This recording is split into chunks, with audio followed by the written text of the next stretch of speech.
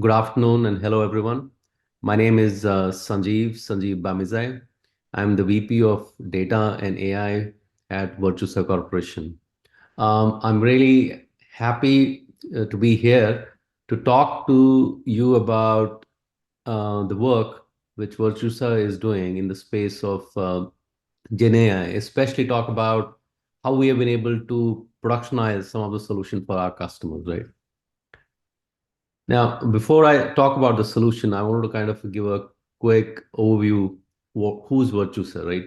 So Virtusa, we are a global digital engineering company, 40,000 plus people, have been around for 25 plus years. In a nutshell, we do a lot of work in the space of digital engineering and especially in the data analytics, which is our one of more very mature and the fastest growing practice, 6,000 plus people.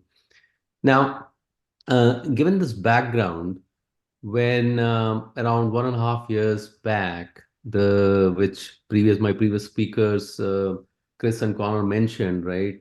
This kind of a wave of Gen AI started 1.5 years back.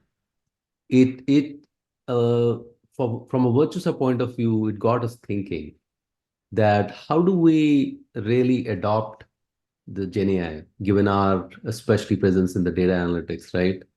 And with the objective to elevate ourselves as well as bring value to our customers. That was the real objective. And the approach we decided was to build a Gen AI COE, which is a kind of a central hub of our incubation ground for the solutions and the research we do in the space of Gen AI, right? And that approach has paid off for us, right? And as I stand here right now, our overall resource strength, if I may say, people who are Gen AI available, enabled rather, is 450 plus. And as I speak, that number keeps growing because of the sheer interest the engineers have in the space of Gen AI, right? And within that 450, there are focus 50 plus architects and engineers who I can say that they are at the expert level and they are always in touch with how the technology is evolving and researching and so on and so forth. But what that has enabled us to build some 60 plus solutions for our go-to-market as well as the solutions and the projects for our customers, right? And within that, 9 to 10 of these solutions are in production state, in production at customer site, right? And a lot of numbers so far. And but my conversation today is not about numbers and the sales, but it's about the solution. So let me, with that, talk about one of the projects which we have done. It's a marquee projects we have done in the space of GenAI. So this project we have done is for a global professional learning company who help their customers in securing certifications in the space of project management, SDLC, and a lot of other things, right? It's to add to their professional expertise, right? So what did we do actually for them? So we built something like what we call as a learning coach or a conversational search, or to make it easy, something like a chat GPT, where you where you ask a question and you get an answer, right? As simple as that, but a relevant one, right? So your question may be why? What was the need? Why did the customer need it? And the reason for that was the need was that the previous solution or the solution their subscriber, the users had was like a regular kind of a search, like Google search. Whenever when they were preparing for their certification examination or general curiosity, they would go and look at the repository, fire some search, and what they would get is a bunch of links. And then you have to kind of traverse the link and figure out your answer. All of us have been used to it. prior to 1.5 years back, right? So we build the learning coach for their end users, right? Now, in terms of solution, we build this using Azure ecosystem, OpenAI, and LLM, GPT 3.5, and a lot of prompt engineering, coding, and you may have guessed the technique which we used is RAG. Chris, in the previous session, explained in detail what the RAG, how it works, right? I'm also going to cover the solution architecture in detail in the next slide. Um, One key thing I wanted to kind of highlight is a lot of RAG applications are getting built in the last 1.5 years. People have, everywhere I see, people have done POCs and even moved to production. One thing which industry is right now really observing and talking about is these solutions which we are building in LLM, how reliable they are, how accurate they are, right? And that was also one of our key focus, that what we put in the production, pre and the post production, the responses, what we get from that is accurate and reliable. And we were able to achieve that at 99.4% accuracy in our responses, right? And I'll come to that. I'll explain a little bit more in detail how did we do that, right? But the key things which we did is we we established a sample ground truth, what the responses should look like, continuously evaluated the LLM responses, and we also employed a technique called as content prioritization. I'll talk about this a little bit more in detail in the later slides. Now, so talking about the overall solution of this application, how did this, the architecture and the flow part of it, right? Um, for a simplicity sake, I have divided this overall architecture into two components, two parts.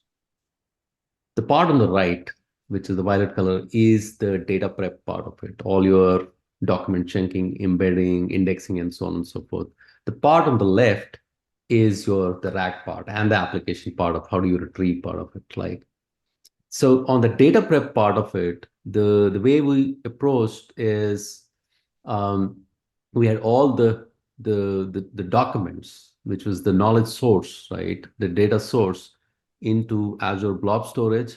And then we use the cognitive search, Azure Cognitive Search, for the rest of the process, which is chunking, embedding, and creating the indexes and the knowledge base, which would be then used by the application as and when there's a query, right? Now, on the application part of it, the front end part of it, um, I have further explained it through the number sequence. So let me walk you through like typically how it works, looking at the left side. It starts with the AI assistant, which is the front end. Like imagine like your ChatGPT, which is the front end for the end user, right? It starts with the user sharing a question, which is the user prompt. And that question goes through the semantic kernel. Semantic kernel, for your point of view, for this discussion point of view, assume it as an synchronous orchestrator here, right? So through that, then the second call, which is the number two on the slide, it goes to the OpenAI and um, to create the embeddings and the enriched query, which then goes to the cognitive search to retrieve the relevant knowledge. One important thing I want to highlight is in the number two on the slide, you would see when we send the request to OpenAI, we send the question as well as if there is a chat history, right? To create the context, right? Then in the number four, we'll get the retrieve the knowledge, the relevant knowledge, which then goes again through the orchestrator. And in the number five, the final system prompt, which is the original question, the chat history, the knowledge, and then from OpenAI, we get the contextual response, right? Which is the formatted, the relevant response, and which is in the number seven goes to the to the end user as the answer, right? The question and behind the screen, all of these steps happen and you get the answer. That's the number 7. The number 8 um, is at the end of when the session kind of completes, all the question answers between the user finishes, all that information is saved in Cosmos DB. And your question could be, why do we do that, right? And we do it to have one history. And like in the chat GPT, you see the left side, you have every time you log in, you have the history part of it, right? That's one aspect of it. Second aspect, important aspect of it is we build some reporting on top of it to monitor the performance, monitor even the user feedback. How are they're liking it, disliking the answers, or they have any comments and all that. All that is stored in this for our reporting and performance measurement part of it, right? So this is the overall architecture and the flow. With that, I'll move to the aspect of how did we achieve the high accuracy levels, right? In the beginning of this conversation, I had mentioned that we achieved the high accuracy level. So what we did is, to begin with, we picked a set of sample documents, right? The same knowledge, the same documents which I mentioned in the Azure blob storage. We picked up 10 to 25 documents, right? And then fed that to LLM using LangChain as a framework and instructed it to generate a set of question answers, around 50 question and answers from an LLM, right? Those 50 question and answers were validated by humans, actually, the human intervention there, especially on the answers part of it, if the answer is accurate or there's a correction needed and so on and so forth, right? And that output became your ground truth, right? In parallel, what we did is the same set of questions which the LLM generated were fed into our learning coach, right? The same application which we're trying to fine tune. And we retrieve the responses. Then we had two set of answers for the same question. One is coming from the ground truth, other is coming from our application. And then they were compared using, again, the LangChain library, and it scored. And scoring could be if the response and the context match, it's correct. If the responses from the two sources didn't match, like it's incorrect, then you go back and look into why is it incorrect, what needs to be done. Its analysis was done, and that was used to do the further prompt refinements, any other changes need to be done, and fed it back till the time we get the responses, both sides accurate. The same exercise was done in an iterative fashion. Um, for increasing sets from 50 to 100 to 500 to 1000 documents, and till the time we got the confidence and ran it in an iterative manner and achieved that high accuracy level. The other thing which we did for the accuracy part is the content prioritization. The content prioritization means is that based on the feedback and the analysis we received, the decision was taken that some of the questions, if they come in, they need to be routed to certain set of knowledge sources, right? For example, if a question is a standard question like what is the project management, right? The answer to that question should come from a standard document, a guideline, rather than it coming from, say somebody's white paper or blog, which are also part of the knowledge base. So that way you kind of, and that thing was done at the semantic search level itself. And all of these aspects really enhance the accuracy as well as um, this application has been in production since December of last year.